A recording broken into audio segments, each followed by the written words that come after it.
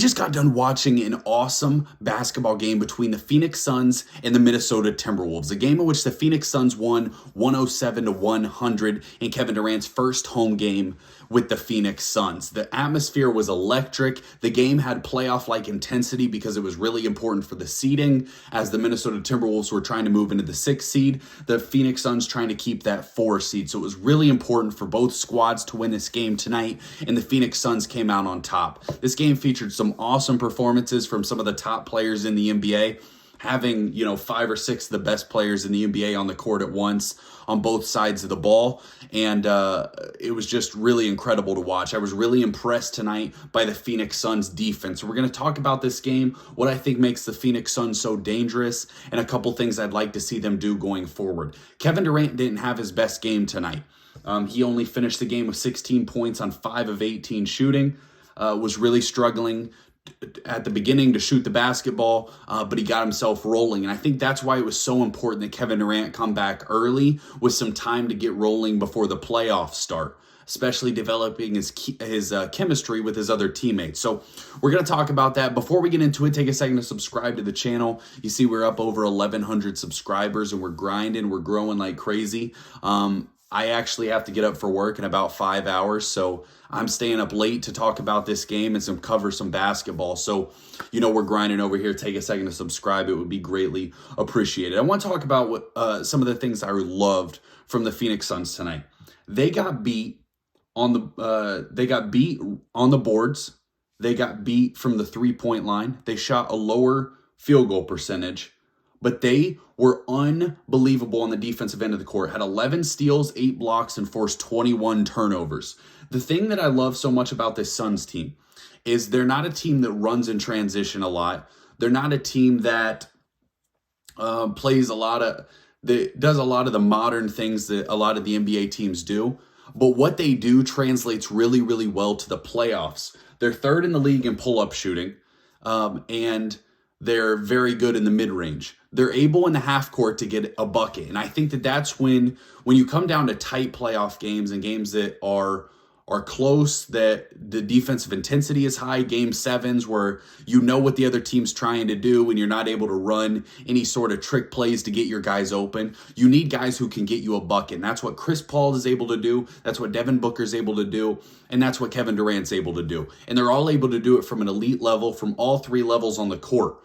Driving to the paint, mid-range, and the 3-point line. So that's why I'm so highly impressed by the Suns team and so excited to watch them going into the playoffs, because they do so many things at an elite level. Now, one of the things that the Suns have struggled with this year is closing games down the stretch. In tight games this year, winning tonight moved them to 14-18, but adding a guy like Kevin Durant, who we know is a cold-blooded killer in the clutch, is going to be hugely important. And Devin Booker, we know, is a clutch maniac and able to hit a ton of big shots. One of the things I was worried about with the Phoenix Suns was their depth. Are they going to be able to have one of their guys in foul trouble or one of their guys miss a game and still perform at a high level? Well, tonight, Josh Okogie played really well, and obviously he started. He led the team in plus-minus with a +12. He had 10 points, 9 rebounds. He's also a very good defender, and he can shoot the 3 ball a little bit. So Josh Okogie going to be vitally important to this offense and to this Phoenix Suns roster.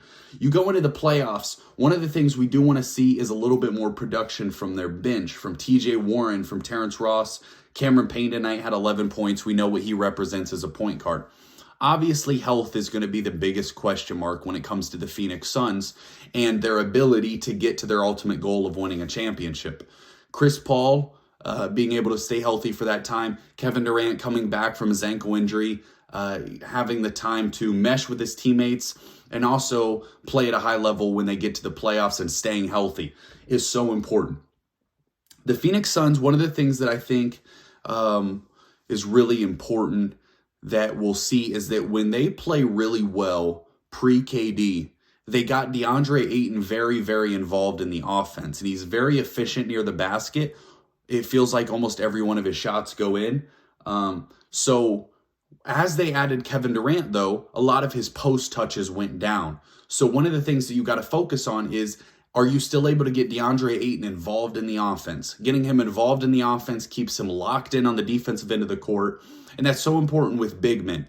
When you look at historically, a lot of teams you'll see run their first play of the game for a big man. For instance, the old Oklahoma City Thunder or the Boston Celtics, when they had Kendrick Perkins, who was a terrible offensive player, they would run the first play of the game for Kendrick Perkins. He'd throw up some garbage hook shot, and he was locked in the rest of the game, and you were able to get solid contribution, mostly on the defensive end of the court for Kendrick Perkins.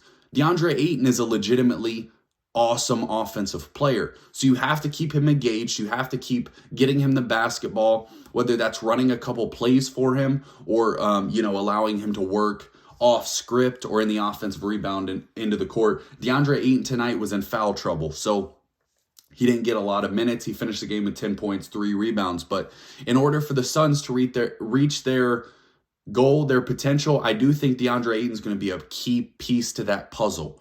I think he's going to have to be able to play really well, especially when you're going up against Nikola Jokic and some of the other good centers in the NBA. If you were to meet Embiid or Giannis in the NBA Finals, how can DeAndre Ayton compete against those guys? And how can they defensively handle guys like Jokic, guys like Giannis, guys that they struggled with in their previous finals run? One of the problems is they struggled guarding Giannis Antetokounmpo. Will they be able to find a guy who can compete with that, or will their offense be up a level to where that doesn't really matter? That's a question that's we'll get to see answered here in the coming months. Monty Williams, I think, is one of my favorite coaches in the league. I love the way that he sits down and talks to players. Tonight, we got a little mic'd up moment. Kevin Durant, obviously, like I talked about, started this game really struggling. And he came over to the sideline, head down, shaking his head. And Monty Williams said to Kevin Durant, great players don't need to get down. You don't need to be shaking your head. This is what happens. This is the process. You're coming back from an injury. You haven't played in a while. Your conditioning's bad. The defense did a good job, actually. Minnesota, I think, played pretty well defensively as well, making it tough on the Phoenix Suns. And Kevin Durant was able to fight through and get going, hit 2 big threes in the third quarter. And I think that was really important to the Phoenix Suns ultimately pulling out this game, because they were up by 1 after the first quarter, were down 3 at halftime, but won the third quarter by 10 points. So the difference in this game tonight was that third quarter for the Phoenix Suns. And it was led by a little bit of a spark from Kevin Durant. And we'll start to see as he ramps up his minutes, as their chemistry gets better, how these guys mesh together. And you do worry sometimes with guys who have similar skill sets. Will they be able to play off of each other?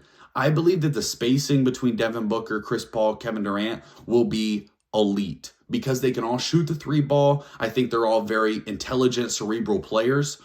And I think that will lead to the Phoenix Suns ultimately having a ton of success if they're able to keep their guys on the court. There's so many actions and so many plays you can run with pick and pops, with Spain pick and rolls, all those things you can do with the Phoenix Suns. I think that'll be really interesting in a playoff series to see how their offense flows. And there's so much more to see. I want to touch briefly on the Minnesota Timberwolves because, as many of you know, Anthony Edwards is one of my favorite players in the NBA. I think as a young guy, he's unbelievable to watch. The way he's able to score all over the court. He had 31 points tonight, 6 assists, only 1 turnover in a game that they turned the ball over at a high level, mostly from their 2 big men, Karl Anthony Towns and Rudy Gobert. But Anthony Edwards is such an elite basketball. He's getting there to where I think this guy has potential to easily be a top 10 player in the NBA, potentially top 5 player in the NBA, and I can't wait to watch him develop. But what they did with this Rudy Gobert trade boggles my mind every time I watch the Minnesota Timberwolves play. I think it was such a bad decision. I think it's such a poor fit. Tonight, Rudy Gobert had 7 points. He had 15 rebounds, which is solid, but he had 6 turnovers and no blocks. So Rudy Gobert and Karl Anthony Towns almost just becomes a 3-point shooter. He hit 9 shots tonight, 5 of them from the 3-point line. Karl Anthony Towns is too good to be a catch-and-shoot 3-ball guy. So we have to find a way that these guys can somehow play together, and I don't really see how that's going to work. One of the things that they did that I did like, they had their point guard dribble up the court. So you either have Mike Conley, Anthony Edwards dribbling up the court. Then they would have Cat come and set a screen. And then as they would start to switch that action there or fight through the screen, Gobert would come and set a screen on Karl Anthony Towns' guy, and it would kind of let Cat get a wide open three from one of the wings. And I did think that that was a pretty solid play for the Minnesota Timberwolves. But again, it just kind of leaves Cat as a primarily three-point shooter. So you got to find a way to make sure these guys aren't on the court too much together. But ultimately in the playoffs, they're going to have to be. And in big moments, I don't think that you're going to be able to space the floor. I don't think that you're going to... the other team's game plan is just going to be too good to compete if you're the Minnesota Timberwolves. And I don't like what they did. I think they're going to have to find a way to blow it up. And maybe... I don't know if you can undo the Rudy Gobert trade. It might come down to a Karl Anthony Towns trade, and you make Gobert the centerpiece as far as the big man, and you have Anthony Edwards, and maybe you get another good wing. We'll have to see what the Timberwolves do there, but I don't like what I'm seeing from them. All in all, was a very entertaining basketball game. Phoenix Suns looked fantastic, even though Kevin Durant didn't play well. And I'm really excited to see what the rest of the season holds for both of these squads. Don't forget to subscribe. Sapper go.